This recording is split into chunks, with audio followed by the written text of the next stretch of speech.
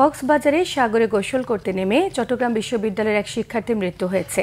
এ ঘটনায় দুজন নিখোঁজ রয়েছেন। নিখোঁজদের উদ্ধারে অভিযান অব্যাহত রয়েছে। সকালে শহর থেকে ৮ কিলোমিটার দূরে হিমছড়ি সমুদ্র সৈকত পয়েন্টে এই দুর্ঘটনা ঘটে। চট্টগ্রাম বিশ্ববিদ্যালয়ের ডেভেলপমেন্ট স্টাডিজ বিভাগের ২০২৩-২৪ শিক্ষাবর্ষের ৪ জন শিক্ষার্থী সোমবার সকালে কক্সবাজারে বেড়াতে আসেন। হিমছড়িতে পৌঁছে সাগরে গোসলে নামেন ৩ জন। এক পর্যায়ে স্রোতের টানে ৩ জনই ভেসে যান বলে জানিয়েছেন স্থানীয়রা। দুর্ঘটনার খবরে ফায়ার সার্ভিস এবং জেলা প্রশাসন দ্রুত উদ্ধার অভিযানে নামে। কিছুক্ষণ পর শিক্ষার্থী KM সাদনান রহমান সাবাবের মৃতদেহ উদ্ধার করে দমকল বাহিনী। সে ঢাকার মিরপুর এলাকার KM আনিসুর রহমানের ছেলে। এখনও যে দুজন নিখোঁজ রয়েছেন তারা হচ্ছে বগুড়া জেলার রফিকুল ইসলামের ছেলে আসিফ আহমেদ এবং একই এলাকার আমিনুল ইসলামের ছেলে অরিত্র।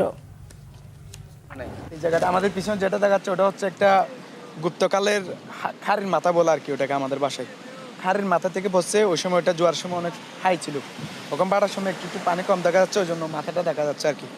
এটা এই জায়গায় থাকবে না আমাদের, ইনশাল্লাহ মনে হয় এই জায়গায় থাকবে না। ওটা বের হয়ে যাওয়ার সময় অনেক একটু বেশি।